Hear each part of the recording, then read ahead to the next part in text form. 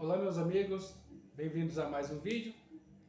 Nós vamos continuar no início da nossa leitura do nosso livro a Mishneh Torah.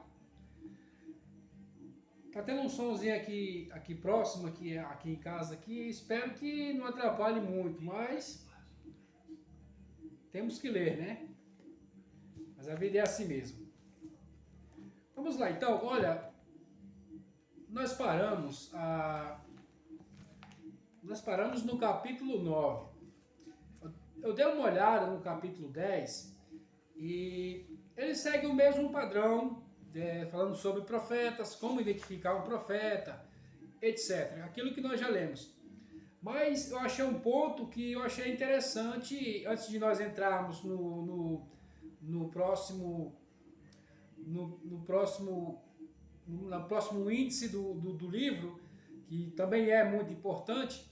Eu achei muito interessante esse ponto aqui que eu considerei importante nós analisarmos juntos. É o capítulo 10. Nós não vamos ler o capítulo 10, como eu disse, somente este ponto, onde eu achei que seria interessante e importante para que nós pudéssemos ter uma clareza melhor de como os profetas são reconhecidos. É o parágrafo 4, diz assim: se desgraças pronunciadas por um profeta não se concretizarem, por exemplo, que fulano morrerá, ou que tal ano será um ano de fome ou de guerra, ou coisas do tipo, isso não implica uma impugnação de sua profecia, ao ponto que se proclame: esse aí profetizou, mas nada aconteceu.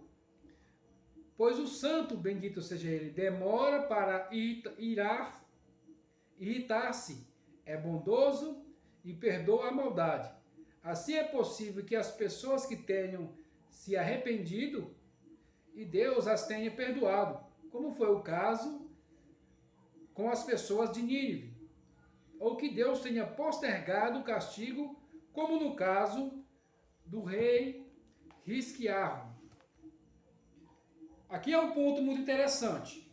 Quando se trata, o que ele está dizendo aqui, para que nós possamos ser mais claros, quando se trata de um profeta, ele profetiza algum tipo de desgraça, e esse não acontece, como nós lemos nos capítulos anteriores, o que o profeta falou tem que acontecer na sua íntegra, ponto por ponto, integralmente, sem falhar, sem tirar nem pôr. Da maneira como ele profetizou, tem que acontecer. Senão não é considerado um profeta. Neste caso aqui, se não ocorrer, o escritor Maimônides diz que não se pode dizer que o profeta não é um profeta de Deus e repudiar a sua profecia porque aquele mal não aconteceu. Justamente pelo detalhe que nós acabamos de ler aqui. A pessoa pode ter se arrependido, o povo pode ter se arrependido, e então Deus os perdoou e não concretizou-lhe aquela profecia que vinha a ser uma morte, desgraças na humanidade, enfim, etc. Ou ele pode postergar, como ele fez com o rei Ezequiel. Postergou mais 15 anos. Todos vocês conhecem essas duas histórias e pode isso acontecer. Sim, claro, pode acontecer.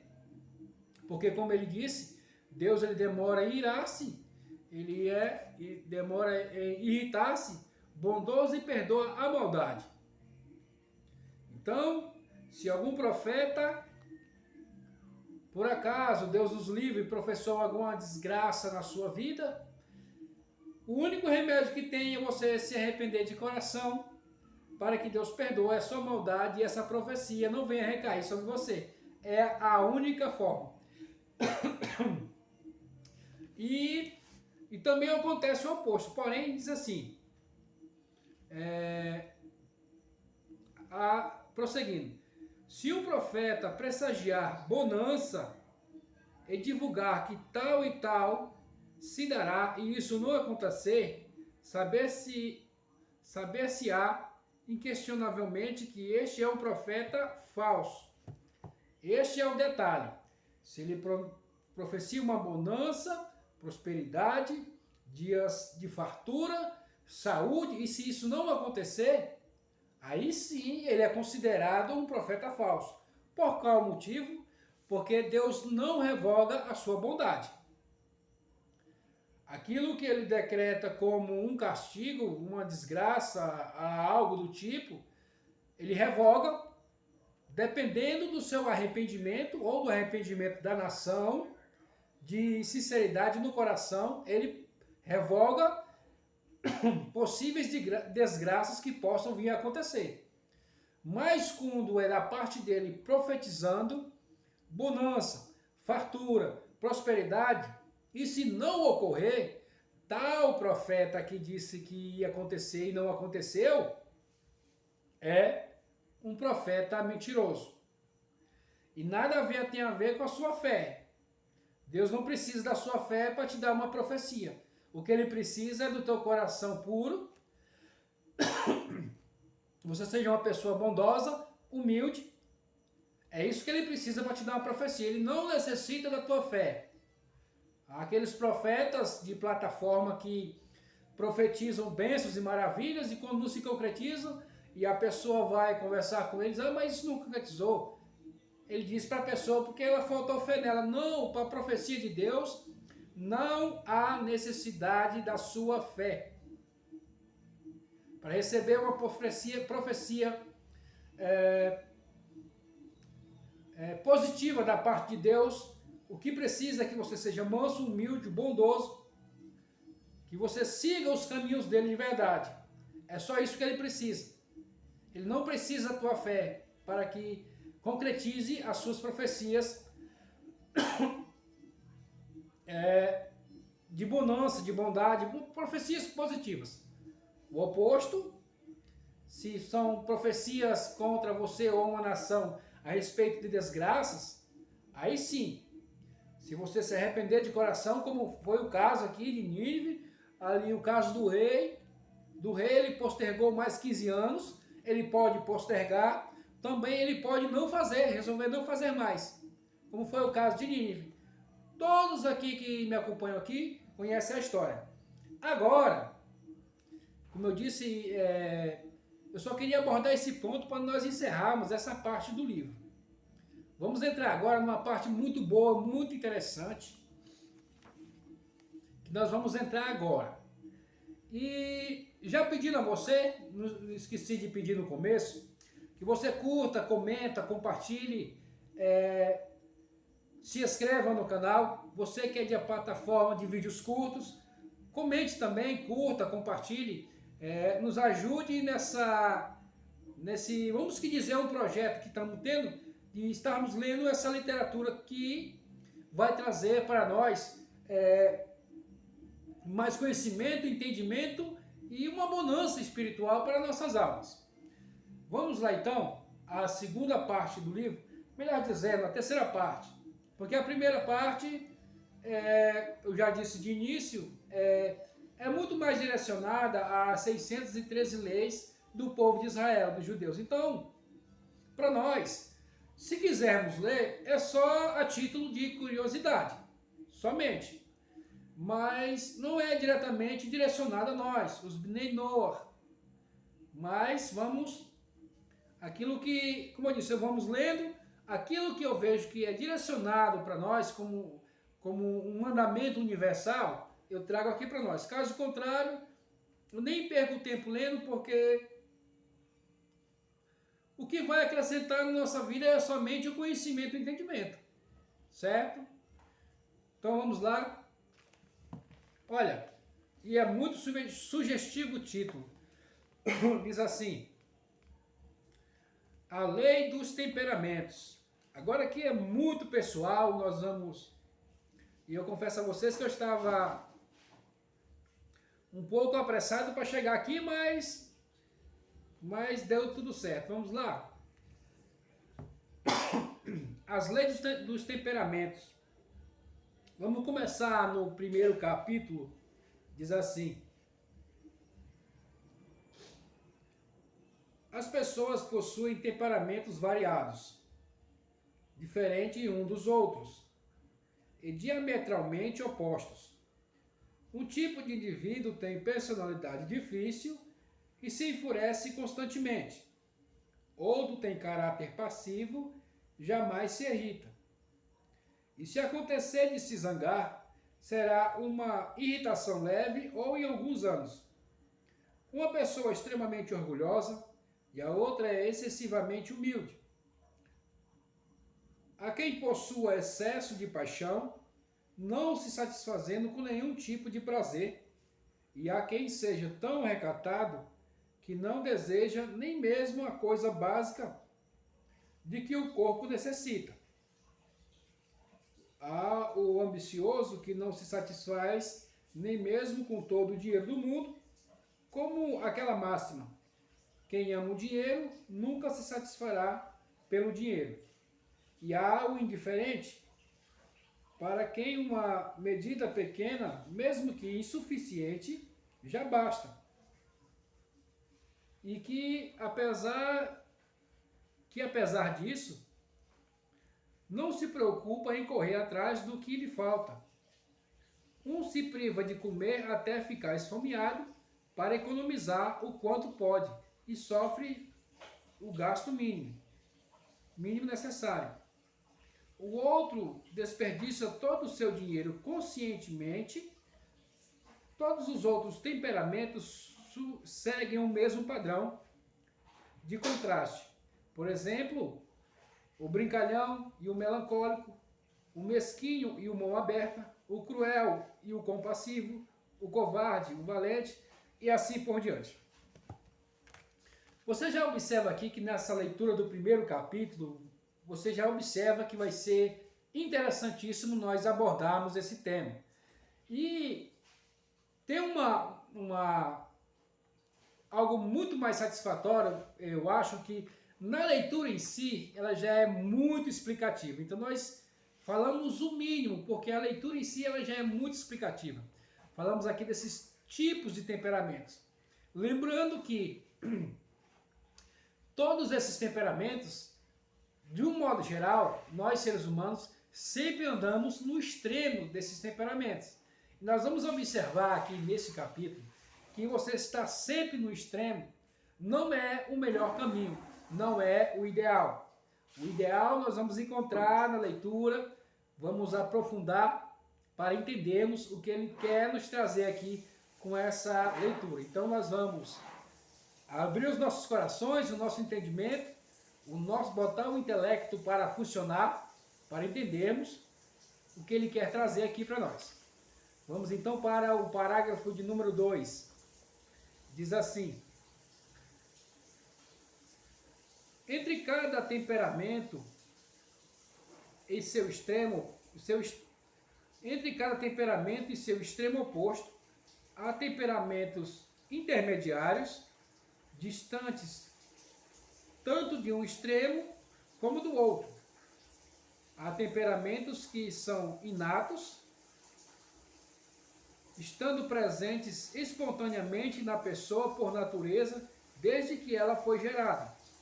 Alguns são adquiridos posteriormente com maior facilidade que outros, devido às tendências ou inclinações pessoais dela.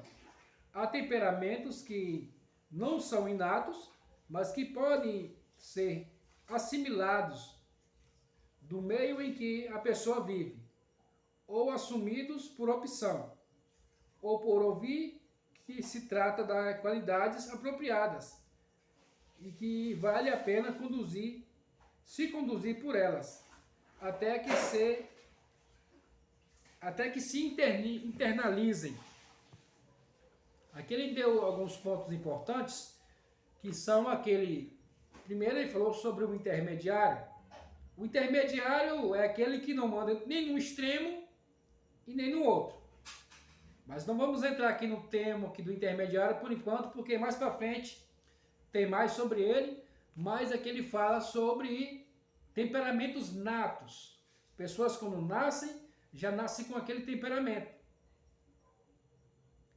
Também tem, como ele explica, aqueles também que que tem muita facilidade de absorver esse tipo de temperamento, seja ele egoísta, seja ele humildade, seja ele ser avarento, seja ele ser poupador, seja ele ser bondoso, seja ele ser mau. Há uma grande facilidade de aprender, da pessoa assimilar esses temperamentos. Aqui, como ele disse, assimilação por tendências ou inclinações pessoais. Então é mais fácil assimilar esses tipos de temperamentos. Como já podemos te dizer, eu acho que não sei aqui o caso, mas eu posso dizer que isso influencia muito nesse tipo que assimila facilmente. Depende muito dos traumas do seu subconsciente em que ele teve. Então ele facilmente assimila o lado extremo dos seus temperamentos. Como já dissemos, estamos abordando esse assunto. Há pessoas que têm essa facilidade. E tem aqueles também que não nascem com aquilo. Mas a sua convivência com outras pessoas que ele observa, que tem aquele temperamento, ele começa a perceber que aquilo vai agregar na sua vida pessoal. Então ele assimila aquilo e passa a ser daquela forma como ele vê outros. Ele é influenciado por esses temperamentos e também resolve assimilá-los, até que ele se internalize e passa a um ponto que não precisa mais nem se esforçar. Ele naturalmente, ele fica internalizado ao ponto que ele faz aquilo naturalmente. O temperamento dele flui de maneira natural, porque ele se permitiu se adaptar, se assimilar esses temperamentos e se internalizar, como é que fala? Internalizassem neles.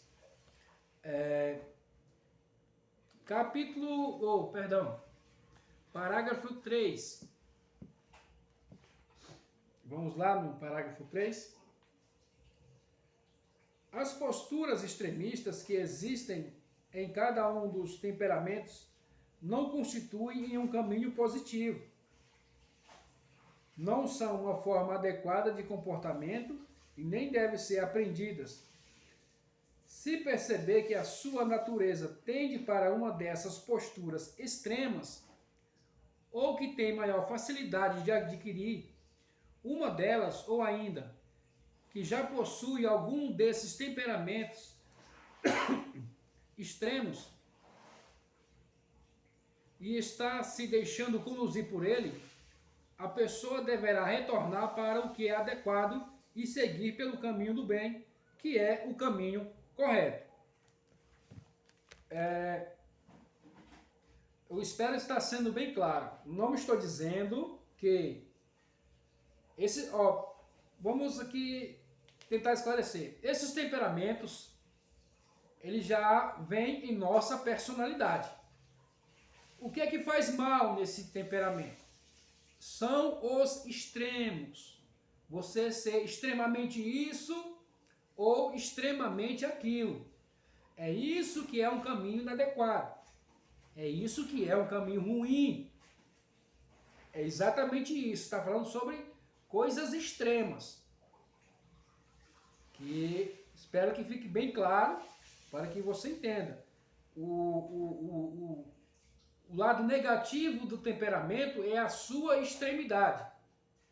Você ser, mesmo sendo temperamentos positivos, como bondade, humildade, mansidão, mesmo sendo esses, se for extremo, ele é nocivo para a pessoa que o tem, para a pessoa que o assimila. Espero que você esteja me compreendendo. Ele torna-se muito perigoso, porque ele está na sua extremidade. E assim são, consequentemente, os outros temperamentos. Isso aqui é só apenas um exemplo de temperamentos positivos para que você entenda que a extremidade dos temperamentos, seja ela qual for, não é positiva. Ela é danosa para nós, seres humanos. E esse é o motivo de nós estarmos lendo, aprendendo, tendo mais conhecimento, para que nós não possamos ir para extremos, e se sabermos dosarmos e trazermos o equilíbrio para a nossa vida e para o nosso convívio social, familiar, no trabalho, enfim. Temos que ser pessoas equilibradas. Este que é o ponto, vamos dizer assim, o ponto-chave, que é o tema aqui desse primeiro capítulo, que é muito bom por sinal, mas nós vamos dar prosseguimento. Agora vamos para o capítulo de número 4. Diz assim: o caminho correto consiste no ponto intermediário de cada uma das índoles que o ser humano possui. Um temperamento que é equidistante de ambos os extremos, que não tem maior proximidade com nenhum deles.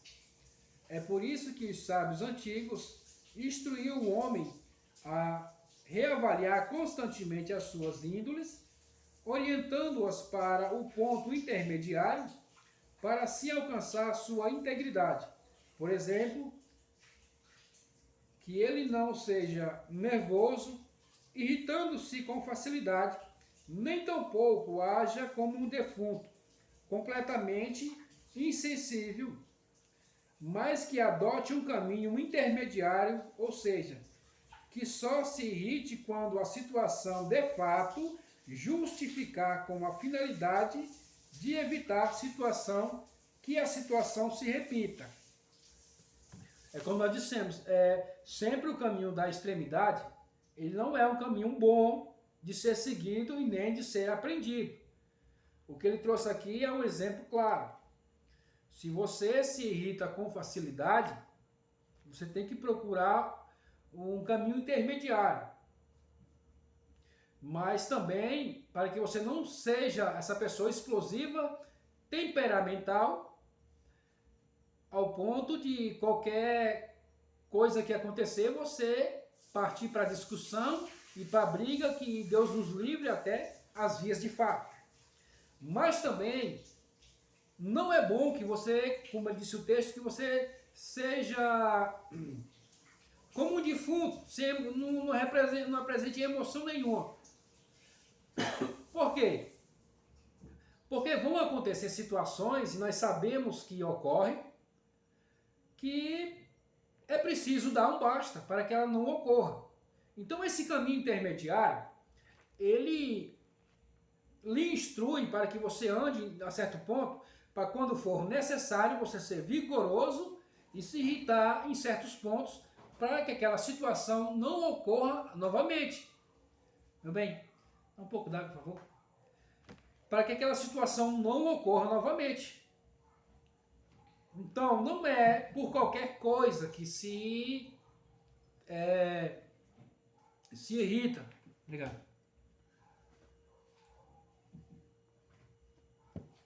Não é por qualquer coisa que se irrita. E também não pode ser como diz aqui no Nordeste, um pomba-lesa, um mosca morta. Você tem que andar nesse caminho intermediário para que muitos tipos de situações você possa dar um fim para que ela não se repita. Espero que eu estou tentando ser o mais claro possível. Caminho intermediário, o equilíbrio. Vir com uma situação constrangedora, aí nesse ponto você seja mais enérgico, mais duro, para que ela não volte a ocorrer. Esse é o ponto em que o escritor está querendo trazer. Tem um exemplo muito bom Caim e Abel, dois irmãos. Eu não sei, eu apaguei alguns vídeos da minha playlist, eu não sei se esses estavam inclusos quando eu os apaguei. Mas depois eu vou procurar e conforme, se eu tiver apagado, eu vou trazer um vídeo sobre eles dois mais elaborado, mais explicativo. Mas veja bem, está escrito na Bíblia Sagrada que Caim falou a Abel. E logo depois da sequência, diz que Caim se levantou contra o seu irmão Abel. Veja bem, ele disse alguma coisa, depois disse que se levantou. O que ele disse não está escrito, o que ele disse, mas tem algumas opiniões, que é o que eu tratei no vídeo que eu acabei de falar para vocês, que está na playlist. Eu acredito que ele esteja na playlist, mas esse não é o ponto. Quando fala que se levantou contra o seu irmão Abel e o matou, os livros históricos, a Torá oral, ela vai dizer que Caim ele era mais forte fisicamente do que, Abel era mais forte fisicamente do que seu irmão Abel. O que é que isso tem a ver com a situação? Conta a tradição que Caim tenta contra Abel e Abel pega e o lança no chão, porque ele tem mais força do que seu irmão Caim. Então o seu irmão, e ele tenta, aí a tradição diz que ele tenta dar um fim naquele momento ali.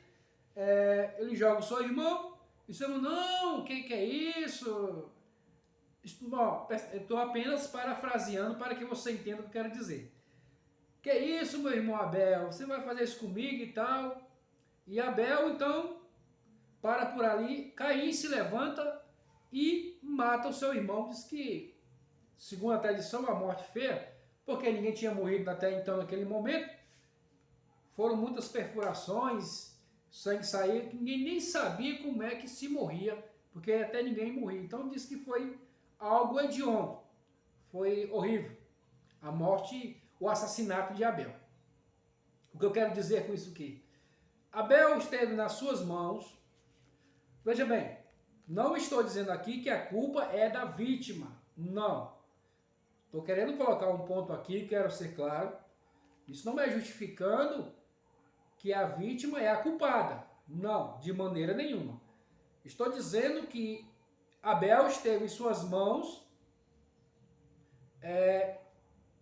a decisão de botar um basta naquela situação. Que infelizmente naquele momento seria, quem sabe talvez, a morte de Caim ao invés da dele. Isso é fato.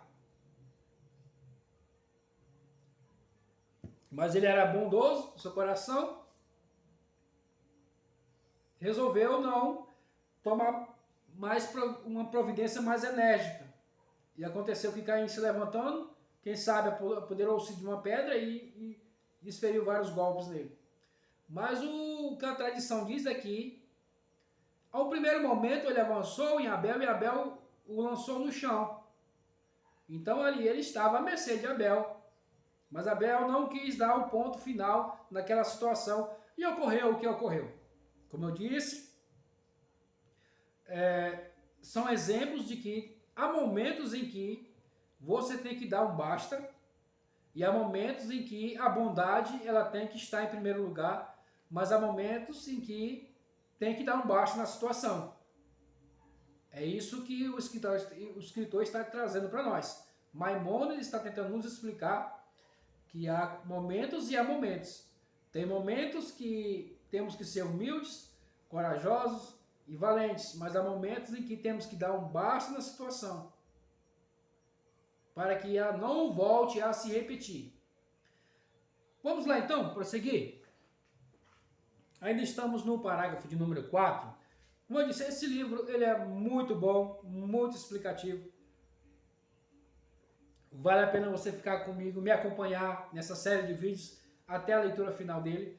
Na verdade, eles são 14 volumes Só que eu ainda não adquiri todos os outros 13 faltantes, mas até ele acabar, quem sabe, né? Porque eles são muito fáceis de encontrar, sabe? Eles são um pouco difíceis de encontrar, mas Deus é bom e vai nos ajudar. Vamos lá. Prosseguindo a leitura. Similarmente, quem não almeja nada além daquilo que o corpo precisa, e sem o qual não pode subsistir, conforme está dito, o justo se alimenta para satisfazer a sua alma, que não se esgote trabalhando,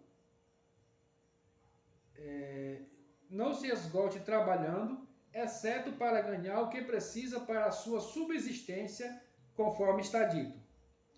Um pouco é bom para o justo, que não poupe nem desperdice todo o seu dinheiro, mas que faça a caridade conforme as suas possibilidades, e emprestando apropriadamente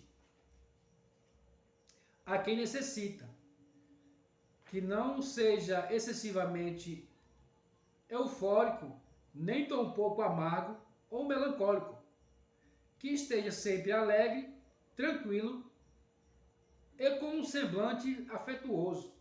O mesmo se aplica aos demais temperamentos. Este caminho é o caminho dos sábios, todos cujos temperamentos são medianos e equilibrados é chamado sábio. Você observa aqui na leitura um ponto que ele trouxe, que não há excessividade nos temperamentos de um sábio. Como está escrito, ele trabalha não em demasia, ao ponto em que não sobra tempo nem para o lazer, nem para sua família, que vai chegar ao ponto dele enfadar, ter problemas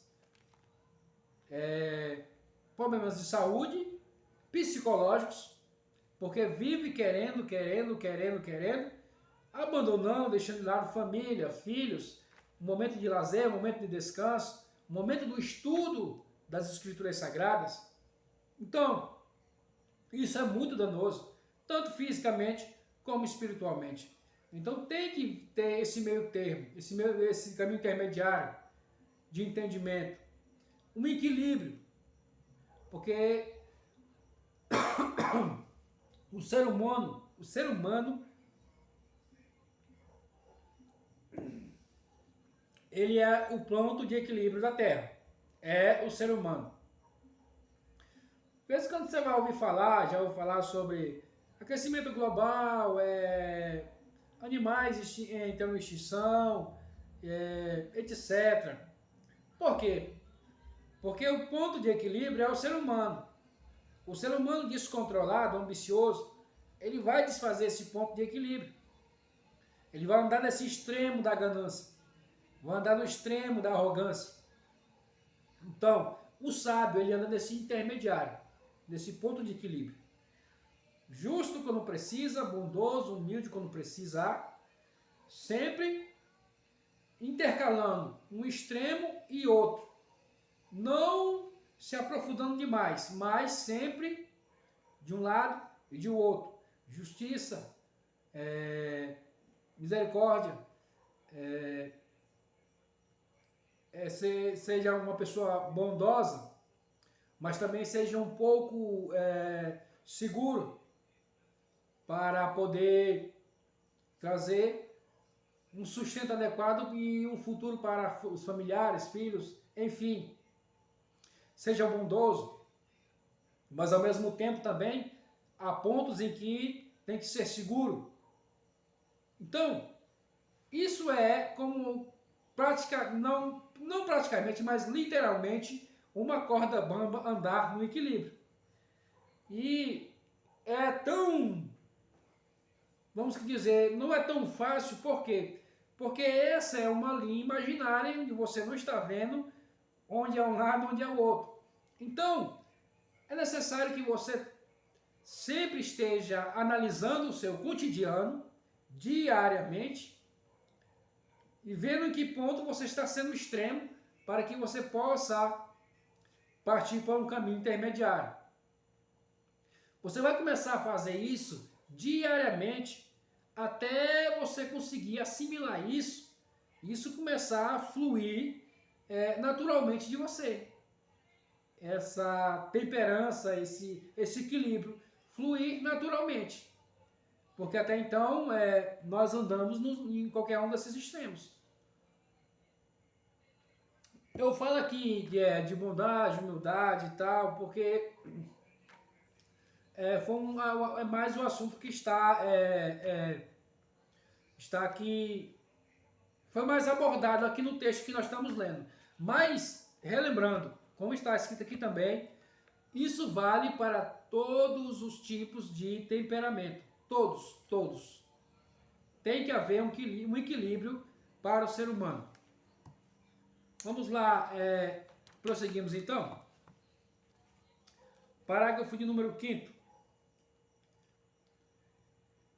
Quem por precaução se desviar um pouco do ponto intermediário na direção de um ou de outro extremo é chamado de piedoso. Como assim? Se ele afasta de um temperamento orgulhoso e se inclina até o outro extremo, transformando-se em uma pessoa extremamente humilde, ele é chamado de piedoso. Este é o nível dos piedosos. Contudo, se ele se voltar apenas até o ponto intermediário e se portar com modéstia, é chamado de sábio. Este é o nível da sabedoria. O mesmo com relação a todos os demais índoles. Os piedosos de antigamente conseguiam direcionar os seus temperamentos do ponto mediano até um dos extremos. Algumas qualidades eles dirigiam para um extremo e outras para outro extremo. Em ambos os casos, eles agiam acima do exigido pela lei. Somos ordenados a seguir por esses caminhos intermediários, que são caminhos bons e retos, conforme está dito. Andarás pelos seus caminhos. Muito interessante. Aquilo que eu acabei de falar, dei alguns exemplos alguns minutos atrás sobre Abel ser muito piedoso, levou o que levou. Essa é a grande diferença entre o caminho da piedade e o caminho da sabedoria. Como nós lemos, a sabedoria é aquela pessoa que está sempre no intermediário. Nem no extremo, vamos dizer assim, no extremo da esquerda, nem no extremo da direita. Até mesmo porque, vamos deixar uma coisa aqui clara. Quando nós estivermos lendo aqui este livro sagrado, a Mishneh Torah, que foi estudos extraídos da instrução da Bíblia Sagrada, quando ela se refere lado esquerdo e lado direito, ela está dizendo uma forma metafórica de que lado esquerdo ele representa a justiça e lado direito representa a bondade. Quando você estiver lendo a Bíblia Sagrada e você vê falar esquerdo, direito, dependendo da passagem, está se referindo à justiça ou à bondade. Esquerda, justiça, direita, bondade. E o justo, o sábio, ele anda nesse meio termo, equilibrando tanto bondade como justiça, nesses dois temperamentos. Já o piedoso, ele tem essa facilidade, capacidade de passar de uma pessoa extremamente orgulhosa para uma pessoa extremamente humilde. E esse é o piedoso. Essa é a grande diferença. O piedoso ele se transporta de um temperamento, do extremo de um temperamento, para o outro extremo do outro temperamento. Esse é o piedoso. de uma pessoa extremamente ruim para uma pessoa extremamente boa. Isso é um piedoso. Quando ele se torna uma pessoa sábia, ele está naquele caminho intermediário entre os dois, mantendo sempre o equilíbrio dos seus temperamentos. Vamos prosseguir então. Parágrafo 6. Nossos sábios ensinaram o seguinte: a explicação a respeito do mandamento: e andarás pelos seus caminhos. Assim como Deus é chamado de misericordioso, seja você também uma pessoa misericordiosa. Assim como ele é chamado de clemente, seja você também uma pessoa clemente. Assim como ele é chamado de santo, seja você também uma pessoa santa. De maneira similar, os profetas chamaram Deus de outros atributos: paciente em irritar-se e abundante em bondade, justo, reto, íntegro, forte, poderoso e etc. Para fazer a pessoa entender que esses caminhos bons e corretos são paradigmas para que ele se compare à semelhança de Deus na medida da sua capacidade. Isso aqui são os verdadeiros caminhos do Senhor. Aquilo que você acha e considera que Deus é, como está escrito aqui, seja de igual modo, para que vocês possam entender o que realmente está nos caminhos do Senhor. Vamos para o parágrafo 7. Diz assim: Como deve a pessoa treinar-se nesses temperamentos até que eles se incorporem como características permanentes? É, na verdade, uma pergunta. Como você deve se treinar nesses temperamentos até que ele chegue a um ponto de tornar uma característica sua, permanente? E é isso que nós vemos aqui nesse capítulo de número 7. Perdão, nesse parágrafo de número 7. Pondo em prática, repetindo e tornando a repetir várias vezes aquelas atitudes que estão de acordo com as índoles intermediárias e continuando a executá-las até que finalmente essas qualidades lhes sejam fáceis e não representem nenhum tipo de esforço e fiquem incorporadas à sua personalidade. Devido ao Criador ser chamado por esses termos, eles constituírem o caminho intermediário que somos obrigados a seguir.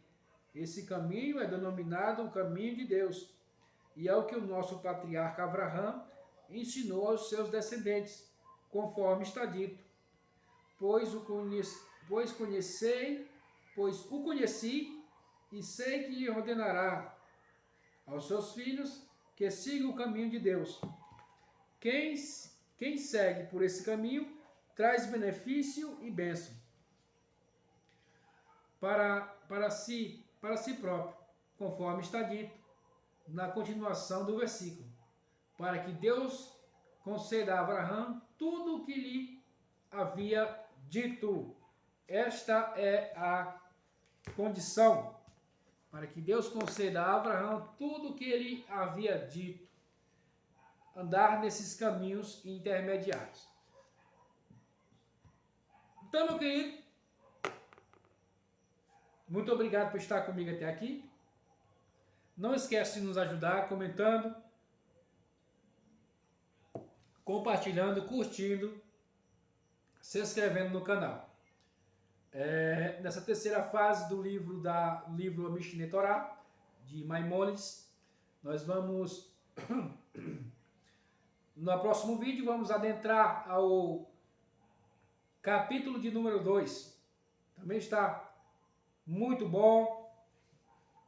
Agradeço a sua companhia, agradeço que você esteve até agora comigo, curtindo, comentando, compartilhando. Espero que Deus te abençoe, que fique bem, fique em paz e fique com Deus.